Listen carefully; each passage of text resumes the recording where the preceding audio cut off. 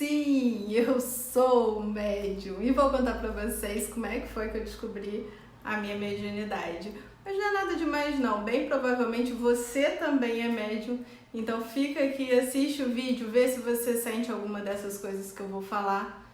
E antes disso, obviamente, vai passar a vinheta, ativa o sininho, segue o canal, essas coisas todas aí que são importantes.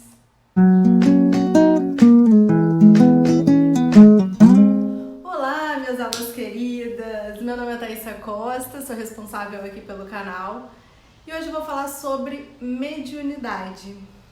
Algumas pessoas me perguntaram lá no Instagram, se você ainda não segue, aproveita, esse é o momento. E me perguntaram lá no Instagram se eu era médium e se eu já atuava, trabalhava com a mediunidade. Eu ainda não trabalho, eu sou uma médium estagiária.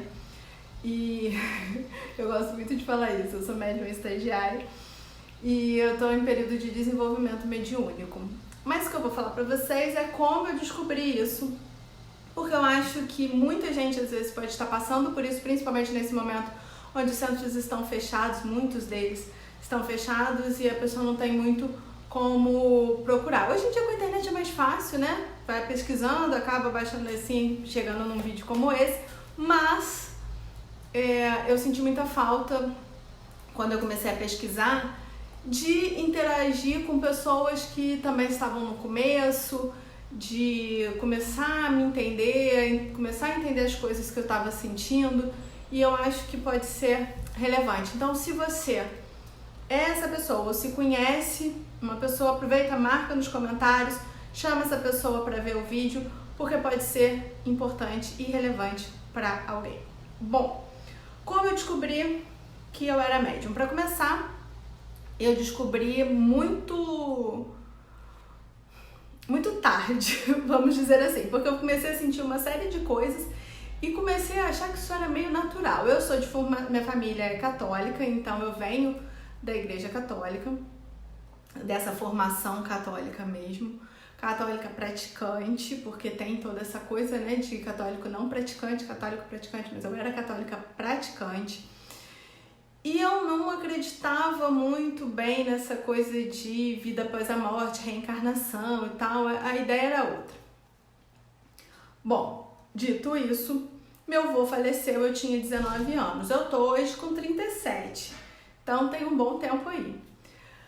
E aí, quando meu avô faleceu, a primeira coisa que eu senti quando eu descobri que ele tinha falecido foi o cheiro dele. Eu senti o cheiro dele. E depois que eu já comecei a estudar e entender que eu era médium, eu descobri que eu sempre senti cheiros ao longo da minha vida, cheiros que ninguém mais sentia, que estava ao meu lado. Então, assim, eu senti, nesse caso, o cheiro do meu avô, ele estava muito próximo a mim. Eu sinto ao longo da vida e sinto hoje em dia também cheiro de panela fervendo, água fervendo na panela, sabe? Cheiro de... Inicialmente eu achava que era bebida alcoólica, eu sentia muito cheiro de bebida alcoólica, foi uma das coisas que de fato me levou ao centro. Vou contar essa história pra vocês, permanece aí. E depois eu descobri que na verdade nem era bebida alcoólica, esse cheiro é um cheiro de outra coisa. Mas enfim, eu sentia muito cheiro. Começou assim. Tinha um negócio também que acontecia muito comigo quando eu voltava da faculdade, que eu andava pela rua e as luzes dos postes iam se apagando. E aí eu passava, a luz da frente apagava e a de trás acendia. Era uma coisa muito engraçada. Eu achava isso muito louco, mas era 10 e pouca da noite, eu não ia ficar ali tentando entender o que acontecia. Simplesmente acelerava o passo para ir para casa. Nunca tive medo, mas eu achava estranho. Mas não tinha ninguém para conversar sobre isso e nem achava que era algo de fato que eu precisasse conversar com alguém.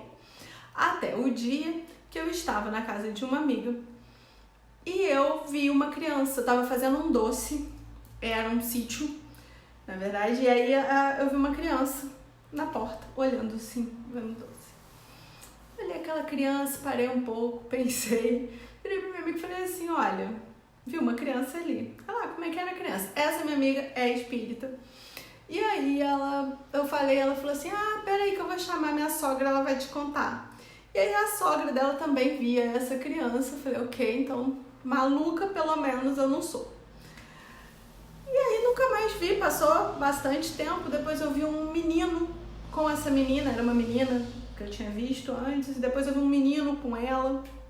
E aí nesse pé eu já tinha começado a pesquisar um pouco, já tinha me decepcionado um pouco com uma igreja católica. Eu conto isso mais ou menos num vídeo que tá no Instagram, então acessa lá também, já falei isso, mas vou repetir, acessem o Instagram, me sigam lá. E aí foi assim que eu comecei a pesquisar um pouco de Kardec. Foi importante eu entender a biografia do Kardec para entender o contexto do espiritismo. E o espiritismo me pegou muito pela fé raciocinada. Eu gosto de pesquisar as coisas, de entender as coisas e falar, ok, agora eu tô entendendo o que tá acontecendo comigo. Foi assim comigo, serviu pra mim, tá? E aí quando o cheiro, eu morava numa outra cidade, me mudei aqui pro Rio e o cheiro de bebida começou a ficar muito mais forte. Eu ia em um centro lá em Barra Mansa, como que a gente chama de assistência, né, ou consulente, cada centro tem um nome, e eu ia nesse centro, via algumas palestras, tomava um passe e ia embora para casa sem muitos fenômenos, nada, eu nunca fui uma médium ostensiva, embora eu conheça pessoas que têm uma mediunidade bem mais ostensiva. E aí é um outro caso muito importante de trabalho, tá?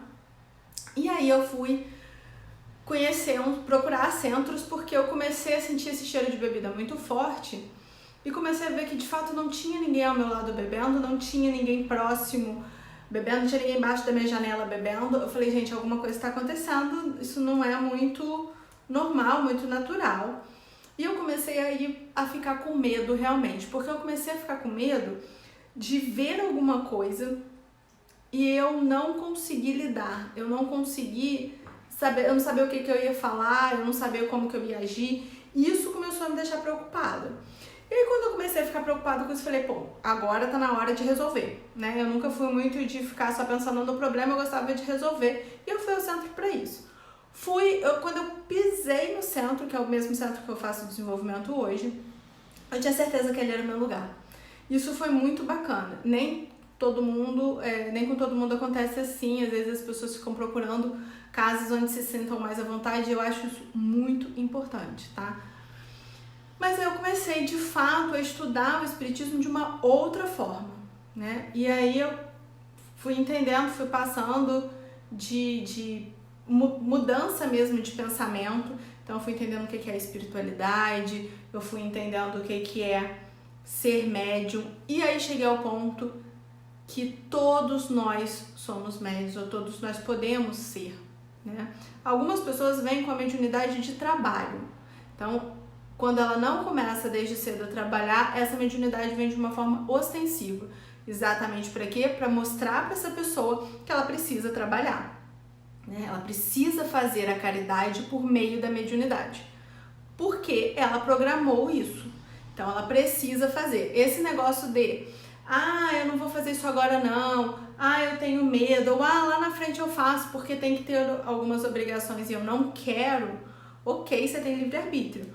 Porém, você não vai deixar de ser médium por causa disso, né? Você vai continuar sendo médium, você vai continuar precisando fazer, você só não vai saber lidar com isso porque você não estudou.